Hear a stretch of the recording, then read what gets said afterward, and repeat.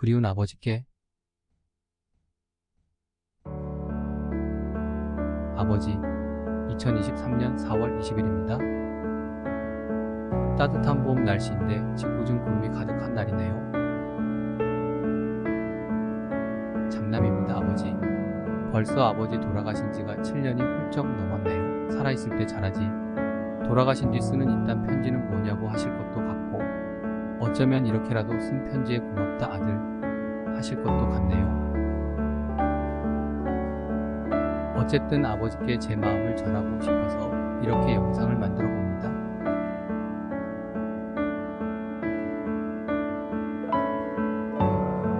먼저 어머니 소식부터 전합니다. 어머니 병이 병인지라 늘 고만고만 하시지만 잘 버텨주고 계십니다. 전보다 많이 웃으시는 건 틀림없는 사실이고요. 그렇다고 건강하시다는 뜻은 아닌 건 잘 아시죠? 언제나 어머니 곁에서 지켜주세요. 동생들도 다 잘 있습니다.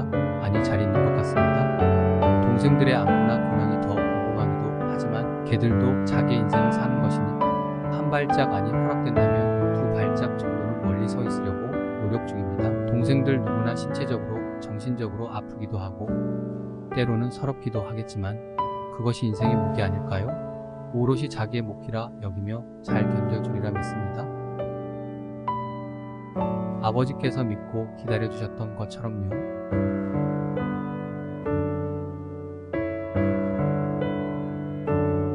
아버지 돌아가신 지 7년쯤 지나니 이제야 아버지가 조금은 제 가슴에서 잊혀지는 듯 합니다. 요즘 제가 아버지 산소에 덜 찾는 걸 핑계 삼으려 드리는 말씀 맞아요. 아버지 돌아가시던 날 그리고 발인하러 가던 날이 아직도 생생히 기억나요. 특히 발인하러 가는 상여차 안에서 산소까지 가는 내내 아버지 영정사진 들고 창피한 줄도 모르고 대성통곡하는 게 제일 생각납니다.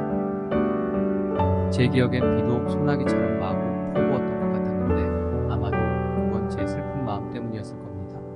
운구하고 파묘할 때는 보슬비 정도였던 것 같으니 말이죠. 제가 왜 대성통곡한지는 아시죠, 아버지? 돌아가시기 몇 해 전부터 돌아가시는 날까지 아버지하고 사이가 안 좋았잖아요. 심각했지요. 2016년 구정의 집 바로 옆 건물에 있으면서 가족 행사에도 참여 안 했을 정도니까요. 구정 당일 아버지께서 보내신 사위들이 저 데리러 와도 제가 참석 안 하니 약주 한 잔 걸치시고 사위들이랑 같이 오셔서 말씀하셨죠. 내가 잘 못했다. 아버지가 이렇게 잘 못했다고 하잖아. 사과 받고 훌훌 털자. 아버지가 네 앞에 무릎이라도 꿇을까. 말씀하실 때 아버지 말씀처럼 훌훌 털고 아버지 따라 집에 가서 가족들과 어울렸으면 좋았을 텐데 이 못난 아들 놈의 또 고집이 발동되는 바람에 그리고 이틀 뒤 갑자기 돌아가셨죠. 지난 7년간 이 순간이 제 마음에는 돌덩이처럼 박혀 있었습니다. 그래서 산소를 자주 찾았고 점점 옅어지더니 올해는 명절에도 못 찾아뵀잖아요. 맞죠, 아버지? 저 이제 조금은 죄책감에서 벗어난 듯 싶어요.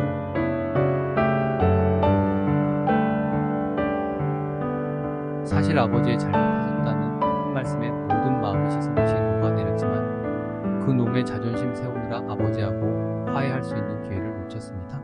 제 인생의 통한의 순간이며 잊지 않을 것이고 살면서 그때처럼 실기하지 않으려 노력할 겁니다.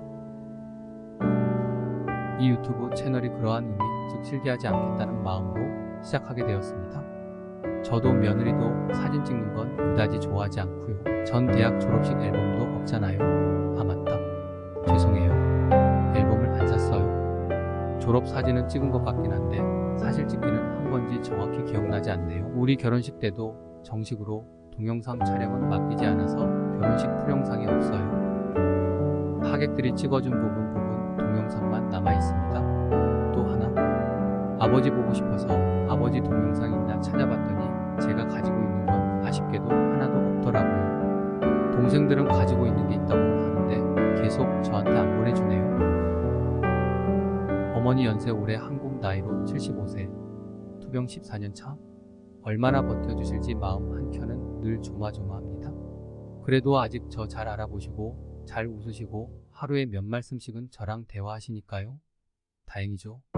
아버지 영상에 없는 걸 교훈 삼아 어머니 이 말하실 때 모습이라도 담아둬야겠다는 마음에 시작한 일이 이 유튜브입니다. 그게 이 영상으로 딱 100편째입니다. 100이라는 숫자가 나름의 의미는 있겠다 싶었어요. 이 영상에 제 마음속 막힌 것 시원하게 토해내고 다시 시작한다는 마음으로 앞으로의 삶을 매진해 보겠습니다. 아버지랑 저랑 35년 차이, 어머니랑 저랑 24년 차이니까 유전의 법칙으로 부모님 사신 만큼만 제가 산다면 아버지를 기준으로 하면 제 수명은 28년 남았고 어머니를 기준으로 하면 어머니 돌아가시고 24년 더 살면 저도 죽게 되겠지요.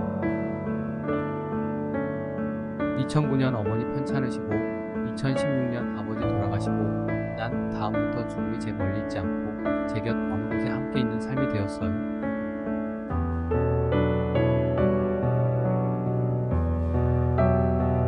웰빙이라는 말이 세상에서 유행할 때 아버지께서 불현듯 무슨 뜻인지 아냐고 물으셨었는데 저는 요즘 왜 다행히 생각하며 삽니다. 물론 어머니도 포함해서요. 잘 살다가 잘 가려고요. 이 유튜브의 영상이 저의 기록입니다. 저희 가족의 기록입니다. 제가 들었던 아버지의 마지막 말씀은 내가 잘못했다 였지만 어머니께 듣게 될 마지막 말씀은 고마웠다 정도면 좋겠습니다. 제가 아버지께 썼던 처음이자 마지막 편지는 군대에서 시켜서 마지못해 보내드렸던 어버이날에 썼던 걸로 기억합니다.